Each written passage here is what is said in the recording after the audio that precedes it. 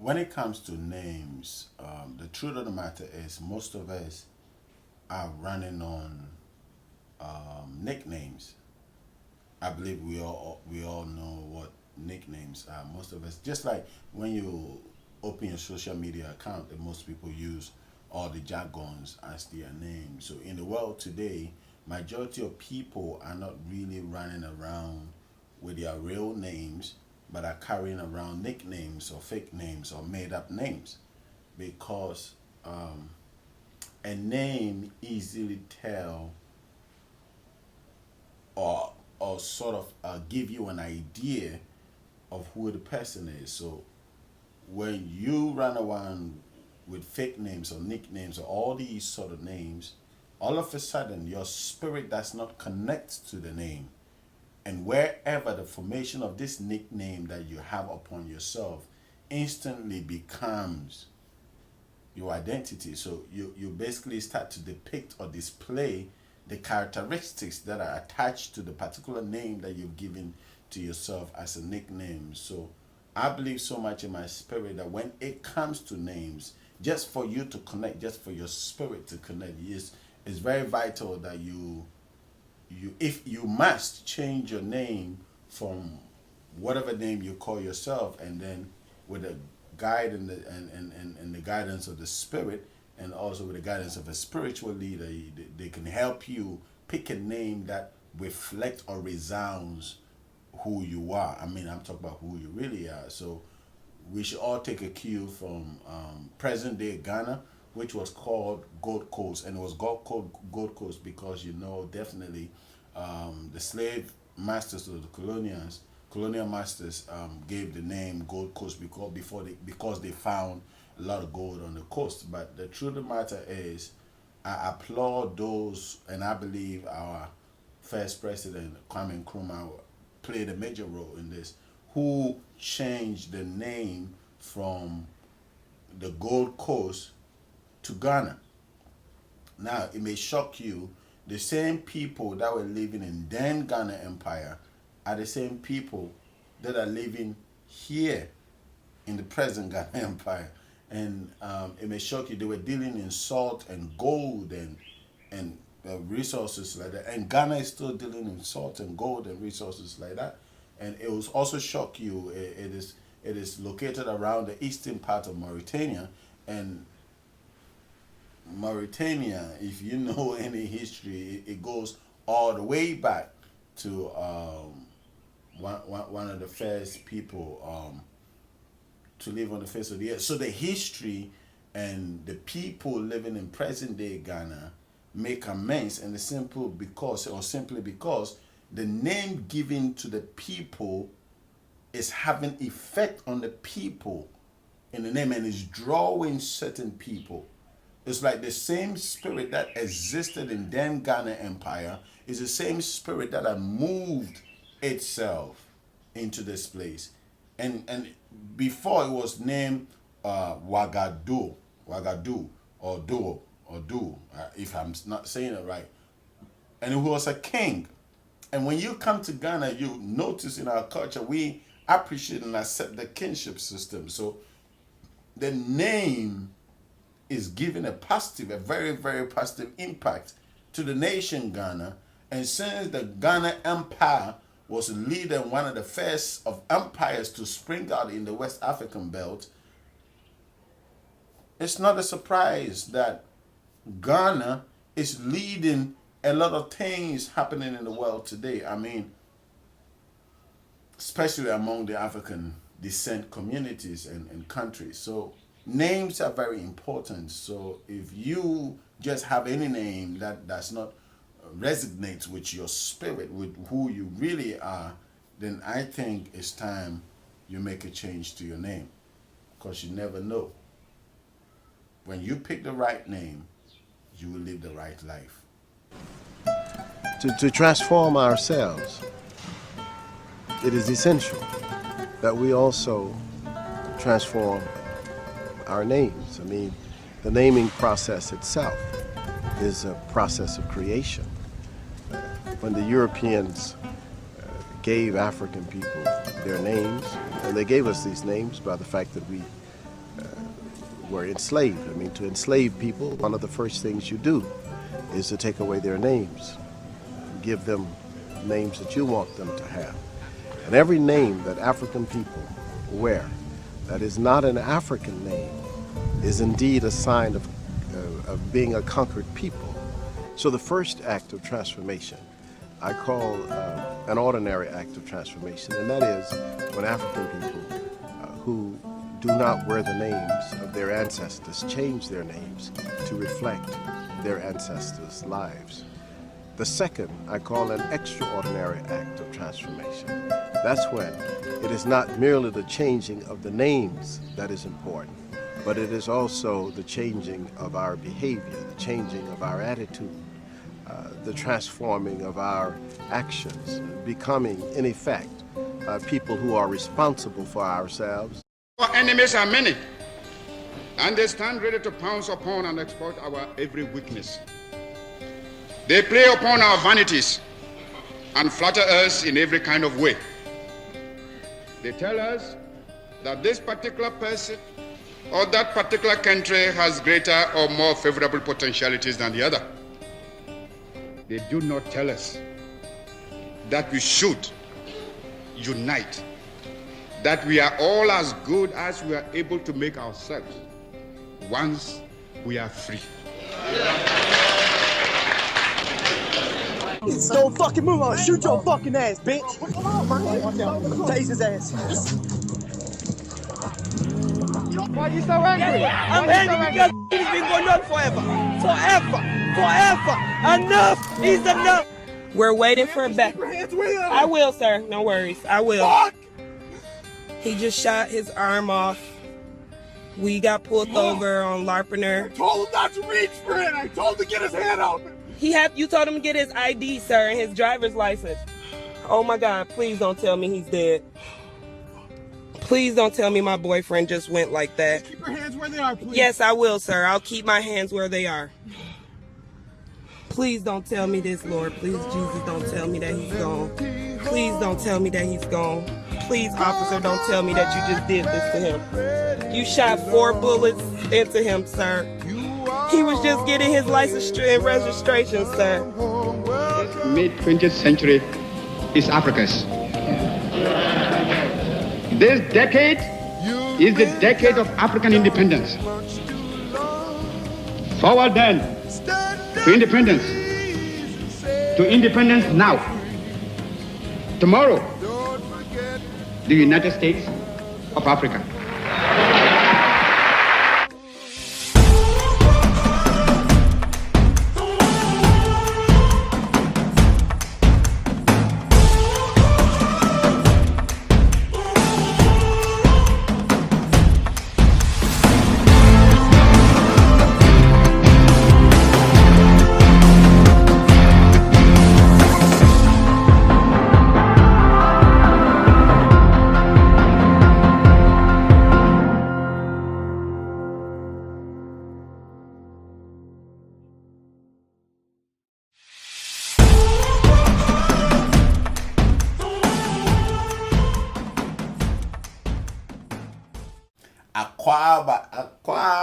Aquaba. This is Social Thursday, and I'm excited and humbled at the same time to come your way. Every time I get an opportunity, it's humbling because I look at it like the Creator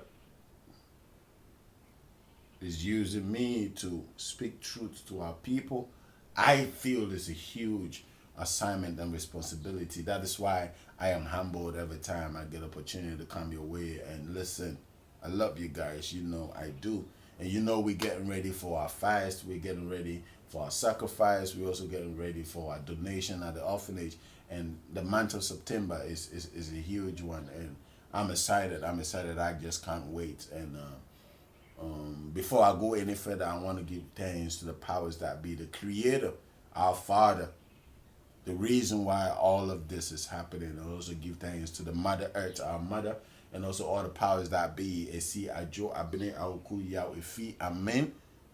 I give maximum respect to the powers of the air, powers of the earth, powers of the waters, and powers of the air, the fire dimension. I give thanks to Nanam Frama, for always being there. Now for Jahima and all the powers that govern our nations and our communities and our families, and the powers, of course, in the life of those that have passed on, that have moved on, that existed before us, our ancestors, those that we are literally walking in their footsteps.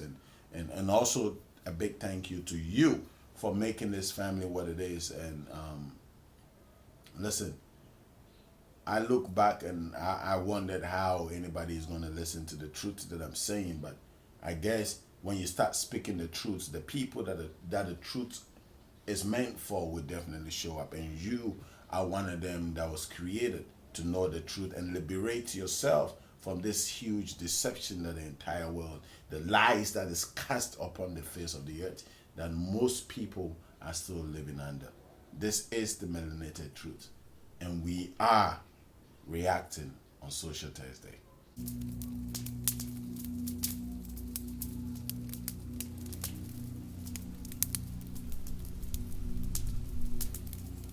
So today's video, I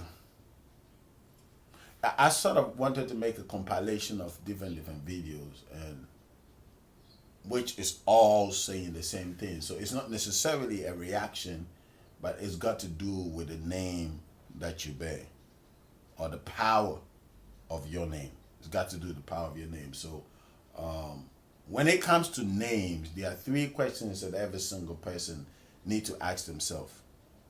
Who are you? Who are you? This is the first thing every single person on the face of the earth gotta ask themselves. The problem is that when you ask most people, they have no clue what you're talking about for them to even have the right answer for you. Most people cannot answer the question, who are you? I can do this. Let me ask you right now, who are you? Who are you? Who are you? You'll be amazed. The people that come close into answering these questions will come and mention the name that they carry, will mention the job that they do, the country that they from, the community, the race, and these are the things that people would say. All of these things don't answer the question, who are you? Because when you know who you are, you carry the right name. Who are you? The second thing that I want everybody to keep at the back of their head is who do you represent? And you get to the picture. So the idea of knowing who you are would help you understand who you represent. Without knowing who you are, you'll never know who you represent. So most people represent their countries and live and die for their countries, but is that really them though? Is that the people that you should really represent though, or the communities or the countries or the regions or the states that you should really represent? Who are you? Who do you represent? Who are you here for? Who assigned you here? You get in a picture. And the last thing you need to know, how unique are you? How unique are you? Are you unique? Are you not unique? How unique are you? This would help you answer the question, who are you?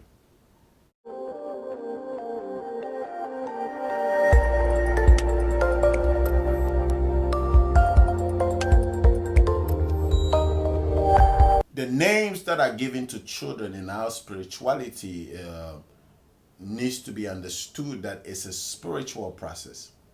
Naming is a spiritual process. You just don't get up and give your children any names that you feel are nice to you. And this is the problem of the world today. A lot of people go around picking names for their children because they like the sound of the name. They like how the name sound. The name reminded them of something that they once liked, somebody that they once admired. Most parents, most people name children without even considering who the child is, why the child has come here. Most people name their children without considering these things. But when you begin to understand that the name you are giving to the child is not your name. So it has nothing to do with what you like, but who the child represents.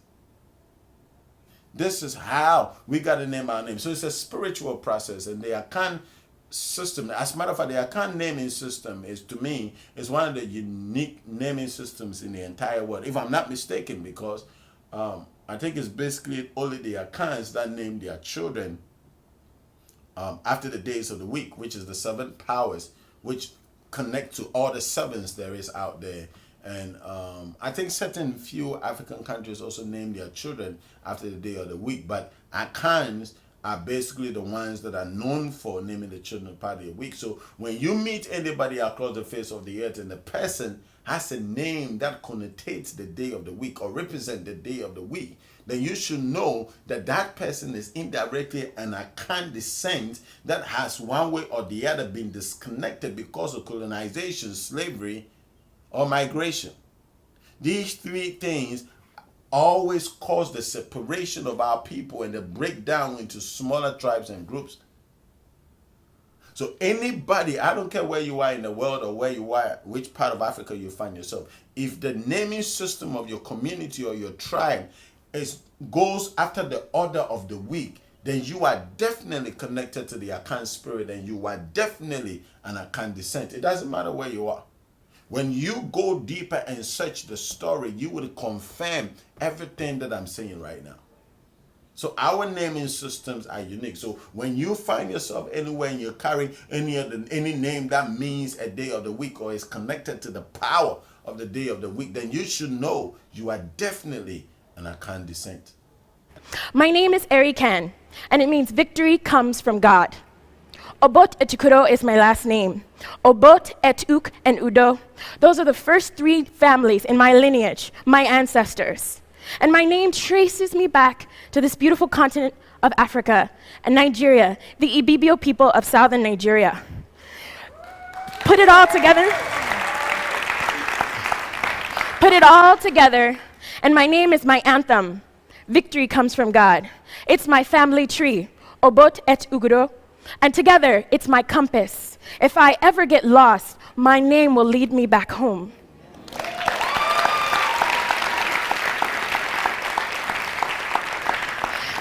So by default, us being here in this room means that we have ambition, we have tenacity, we have the ability to see into the future, see how we can imprint ourselves, take ownership of what we offer.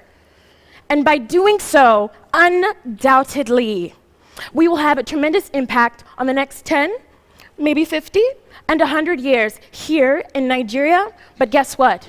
Also across Africa and also globally. So as such, my beautiful brethren, for us with our names, let's get excited about them, because guess what? The common names that we know today need to move over, because there's a new emergence of common names, and they are your names: Chinedu, Emeka, Babatunde, Selassie, Jalika. By looking into your name and to those of others around you, you're accepting your future as we guide you through that destiny. Thank you, everyone.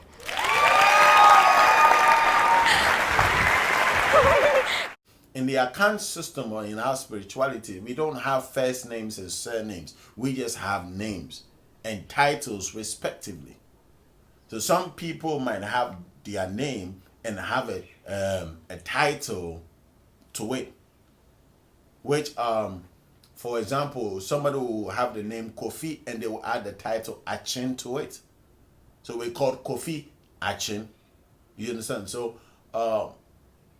they are not first names. So you need to understand all these first name business and last name business came as a result of slavery. People might not want to hear this. People might not want to accept this. But this is where all of this last name business is coming from. Because in our respective spirituality, you just came into this dimension with a name. And the title is mostly given by the tradition or the customs of the particular tribe you find yourself in. So every single name was just that, a single name. no addition. It was just a name. Whenever I say, "Oh, my name is Yimika," people always say to me, "That can't be your full name," because they know that with Africans we name our children, like substantial names. So there's a real strength in knowing your identity. Your name is such a big part of your identity. Understanding your name and your roots and your heritage and your culture is so vital to becoming as successful as you can ever be. Because you have to be 100% confident in yourself and your ability and where you come from to then project that to the rest of the world. When you met anybody that carried our naming system, you understood just by hearing their name all the history that exists in their name. The name basically tells you who they are. The name tells you where they are coming from. The names tell you what they've done. And the names also tell you what they are here to do. So every single name was communicating something. It was sort of like a pro invoice or pro forma invoice telling you in advance the details of the particular bill that you're about to pay. So each name was like a short memo that was telling the story of who the individual is. So therefore, our naming of our children or the naming of the children in the Akan spirituality or at large African spirituality always had to be careful with it. Our elders always had to be careful with name because they didn't want to name a particular name that didn't necessarily influence the life of the child or impact or resonate the life of the child, because that is how our fathers revered these names to be. Power source. The on and off button, the button that switches on every ability in the child just by saying the name. We've ended up evolving in the process of trying to modernize. We've ended up being westernized to the point where, as I sit here before you, when I wanted to even name my children African names, heroic names, I'm a Catholic. The Catholic Church, or that character, back at home, said, no, I cannot. There'll have to be Catholic names. I mean, those Catholic names are European names. I went through an argument with this priest, and I said, listen, I have a right to my identity. Don't take away my identity. Okay? I mean, Christianize me if you may, but don't westernize me. So the truth of the matter is, this whole new naming system or westernized name or Western names or foreign names and last names business that we have upon ourselves came as a result of these basic factors. The first one was colonization. When our people, our ancestors, our fathers when the Europeans or Westerners colonized our fathers, the first thing they did was to ensure that they lost their name and their tongue. Now the two are intertwined because the minute you say your name, you would remember the tongue to which your name was said in. So they needed to disconnect the people that they enslaved from the name, which directly disconnected them from their tongue. And your tongue holds the key to your spirituality. So when you no longer speak the dialect of your people, of your ancestors, you sort of lose access, the key, which opens corridors in the spiritual dimension and open corridors in the ancestral realm. When I say ancestral realm, I'm not, you know what I mean, but what I'm literally trying to say is that it leaves you deficit the minute you lose your tongue, because you cannot open certain key factors and areas in the spiritual sense. Because who you are is directly connected to your ancestry, and who your ancestry was determines who you are and where you are going. So if they cause these people to lose their names and lose their time, then they would rebel because there's nowhere to go back to. Then they wouldn't work with hope and work with aspirations, knowing very well that one day we might return from this place that we carry the tongue. Once a person is stripped of its name, its identity, its culture, the person literally become a John Doe. So what was happening to our ancestors is that they were just lost. And this is how the whole confusion started. It started simply by taking away the names of our fathers. So name is something that is very profound, especially when you go to the spiritual process of it, because it connects you directly to the source of your lineage. It brings you right into your gene pool. It tells you everything you need to know. Sometimes you might not even know it, but you can carry your name, and everywhere you go, when you mention these names, when you find elders amongst them, they'll be like, wait a minute, that's your name? We know your ancestors. We know your ancestry. We know your people. The lack of our people knowing their name, or even some of us losing, knowing and having the understanding or the value of our name, is the reason why the whole DNA system is in place now. Because your name better tells your identity than a DNA system. I'm telling you. Just knowing your name, knowing the name of your ancestry would bring you straight home. And this is what the colonial masters couldn't have. Because they didn't want the descendants of the slave to trade their steps back home. Hence the reason why when this awakening started, this whole year of return awakening, they had to strike. I'm saying some deep stuff. They had to strike because they had to do something that would minimize the effort and the impact the whole year of return was coming up and was doing in our communities, or African American or the diaspora. And then they had to come up with something that would put a halt to it. Because the whole agenda is not to allow certain people to go back, because they know the minute they go back, that's it. End game. End game. Oh, this is beautiful. So they knew the value of stripping the names and the tongues of our fathers, ancestors, and giving them names like what we're about to see in this particular video. Hi, I'm John Green. Welcome to my salon. This is Mental Floss on YouTube. And did you know that the last name Green has been around since before the 7th century? You could have gotten that name by playing the role of Green Man on May Day, which involved dressing in green and leaves. But people were also given the name Green if they just liked wearing the color green a lot, which is probably how my people got it. Anyway, that's the first of many last name meanings I'm going to share with you today in this video brought to you by our friends at Geico.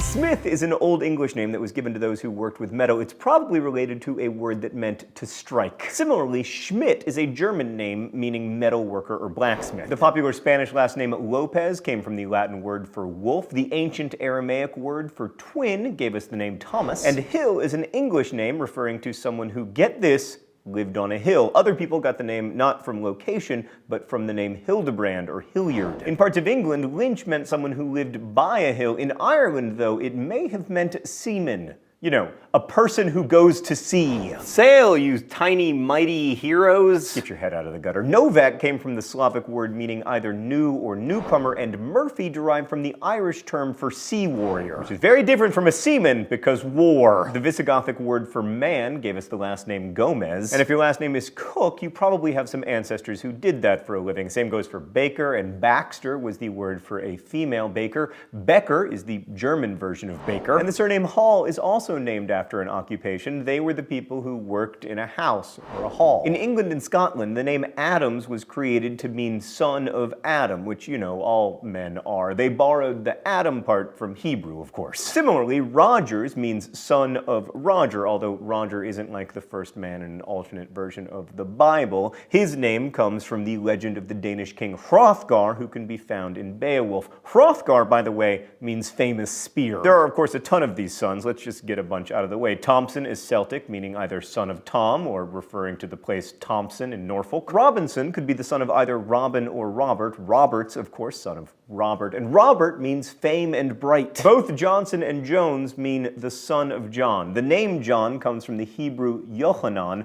which means Yahweh has been gracious. The name Jack is also derived from Yohanan, so Jacksons and Johnsons are really kind of the same. Evans means son of Evan, a name which changes meaning depending on your background. In Welsh, it also evolved from Yohanan. In Celtic, it means young warrior. We're learning a lot about what people used to value: warriors, fame, religion, hills. The Spanish last name Martinez means son of Martin, and Martin comes from the Roman god of war, Mars. The Greek word for manly gave us Anders and Andrew, and therefore Anderson. The Will in Wilson is from the Germanic word meaning desire. I gotta tell my friend Will Wheaton that. Hey Will, your name means desire. All right, I told him. And Olson, the last name of our beloved Mental Floss executive producer, means son of Ol. And the name Ol came from an Old Norse word meaning ancestor's descendant. So I guess the Olsons of the world are the sons of ancestors' descendants. Phillips, of course, is son of Philip. The Greek name Philippos, meaning lover of horses, gave us the name Philip. The name Fox was taken from the animal's name. It's one of those last names that started out as a nickname. Usually, people who were called Fox were clever or else had red hair, or both.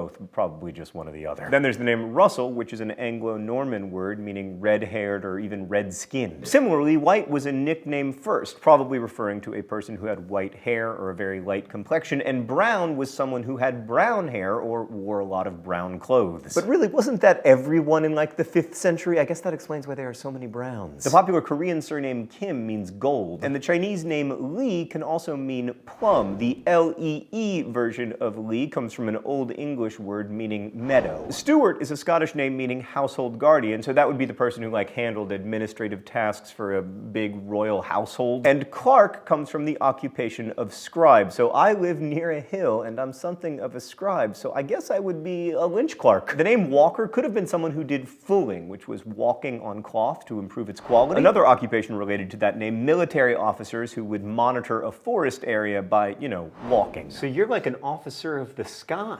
Oh, hey there, lobster. Allen means handsome, as anyone who has ever seen Tim Allen could tell you. In English, the name Myers derived from those who were the son of the mayor. In German, on the other hand, it meant town magistrate. Cohen is Hebrew for priest. Parker was either a gamekeeper or a park keeper. An Old English word meaning worker gave us the name Wright, and Carter is also English and originally referred to a job in which someone would transport goods via cart, hence Carter. Schneider means tailor in German. The English version, of course, is tailor. And Mueller meant someone who operated a mill. Miller is the English version of that. In England, a cooper was someone who either made barrels or casks or else Mini Coopers. Moor has a few different meanings. It may have meant someone who lived by a moor, or someone who worked on boats, or someone who was dark-skinned, like Othello. In Old English, Perry meant someone who spent time near a pear tree. In French, it was someone who worked in a quarry. Turner also has a couple different origins. It might mean turn hare, or someone who can run faster than a hare. It could also mean one who works with a lathe. In Portuguese and Spanish, Torres means towers, so someone with that last name was someone who lived by a tower. The German surname Hoffman meant someone who was a steward on an estate. And the last name Lewis comes from many different cultures, so it has a few different meanings. Like an English Lewis was the son of a Lois. Lewis also developed various first names in France and Germany and Normandy and so on. Those with the last name Llewellyn in Welsh usually became Lewises in English. Young is likely to have been the English interpretation of German, Dutch, Chinese, Korean, or French last names, because all of them sounded similar to English people. So basically, young meant other. And in Middle English, it also developed as a surname for the youngest sons. Weber is German. It meant someone was a weaver. And in English, king obviously means leader, but many people adopted it who weren't rulers. You'll notice, for instance, that the Queen of England is not named Elizabeth Queen. But the name became popular among American immigrants from Ireland, and in the 16th century, it was also common to give orphans in France the last name Roi, meaning king. The etymology of Garcia isn't certain, but most believe it came from a Basque word meaning bear, or else young bear. And Rodriguez means son of Rodrigo, a name that itself means rich in glory. And finally, I returned to my salon to tell you that Campbell is a combination of two Scottish Gaelic words. Cam means crooked, and Bale means mouth. So Campbell equals crooked mouth. So first came the Jews. They came through with their names. And how people started changing their names into the names of the Jews. Then came the other religions around that time, be it Buddhist and the Hindu, they also came with names, and they changed the names of some of our people. Now, don't you get it twisted. Don't you dare think that our people only existed on this continent. No, our people were scattered across the place. So wherever these religions hit them, they started influencing the tongue and the names of our people. Then finally came the Muslims, and the Muslims also brought their own naming system. And some of our people took on the name and the forms of these religions. The deeper we went into the religious names and picked up their tongue and mannerisms, the more we lost who we are, and the more we lost our identity, and the more we lost our purpose. A lot of people cry that when would Africa wake up? When will we rise? When are we going to rise? When are we going to do the things that matters most? When the people lose their tongue and lose their name, there's no destination for such people. They automatically get missing. Because when the ancestors are connecting, and when the powers that be are connecting to their people, they can't locate them, because all of a sudden, their people are running around with names that had nothing to do with who they are. So once you pick up these names, you automatically renounce your spirituality and you accept the spirituality or the religion these people present by. How many times have I said, religion is not spirituality? That is why we are so lost. That is why we are so weak. When the people lose their spirituality, they become weak and they are lost. Strength is in your tongue. When you speak in the vibrations of your ancestry, power is conceived. Power is nurtured. Power is nurtured when you resound the name of your tongue.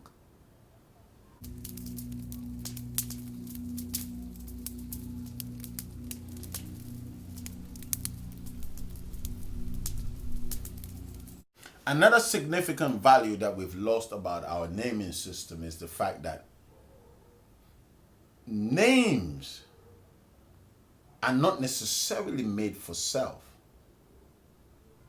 Because the truth of the matter is, nobody really runs around shouting their name and calling their name and screaming their names.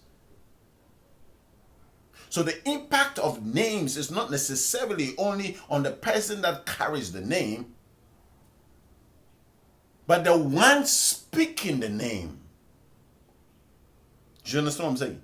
The one speaking the name is the one that your name most influences. Because if you are called Bekwai, you, the individual that is called Bekwai, does not say your name often.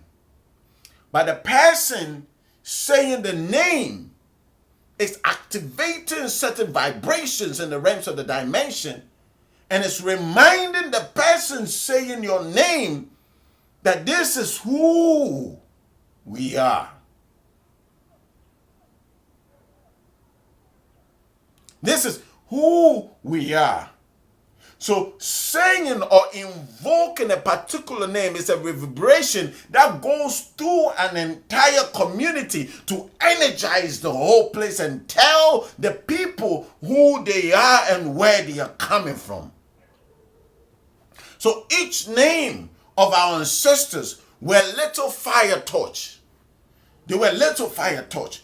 So the more you said the name, and I said your name, and he said your name, and she said what, the more these names keeps echoing through the community. We raise the vibrations within the community. So when you say a name like Shaka, Zulu, Zulu, Zulu, Zulu, let's take 10 people, all resounding Zulu, Shaka, Zulu, Zulu, Zulu, Zulu. You all of a sudden realize the vibration in the entire atmosphere is shifting and changing. And you all of a sudden realize that the vibrations that is coming out of the sound that you are making by the name you are calling is all of a sudden waking the energies of everybody surrounding you. So the slave owners and the slave hated these names to be mentioned.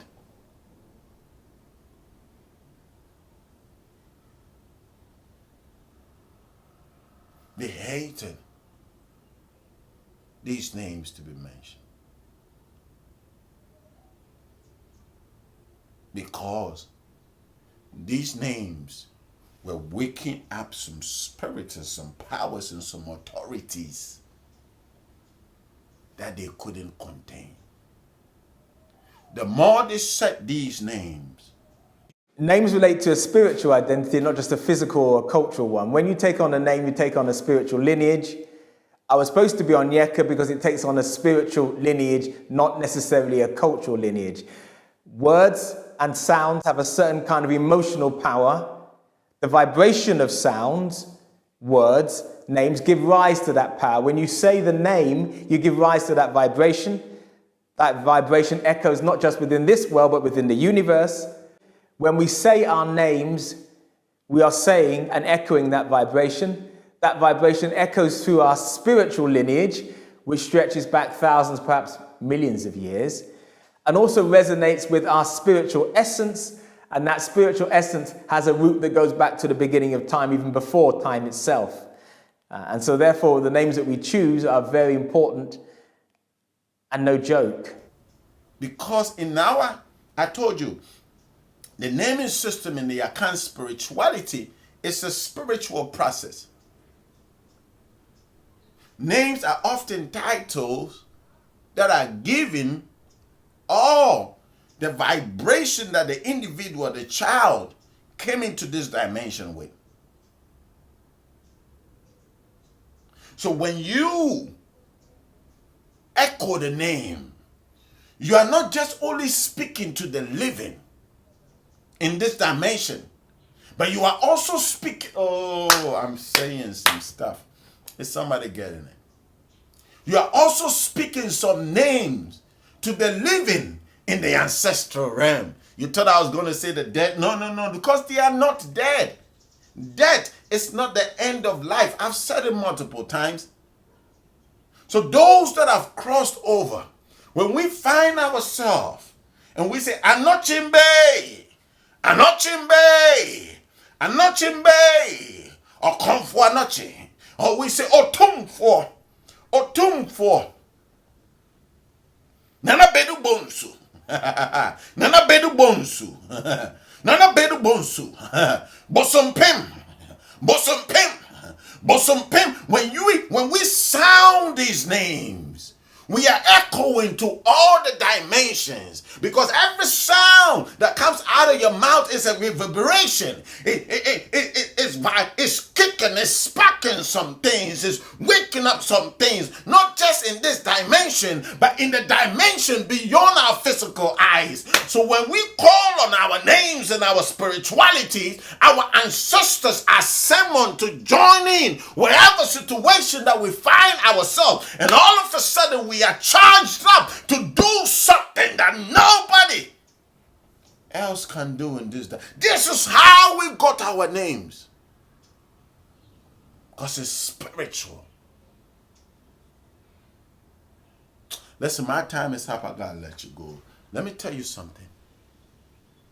Until you know who you are, you know who you represent, and you know the uniqueness of your being, you will never value the name on you. You will trade your name for chicken change, for peanuts.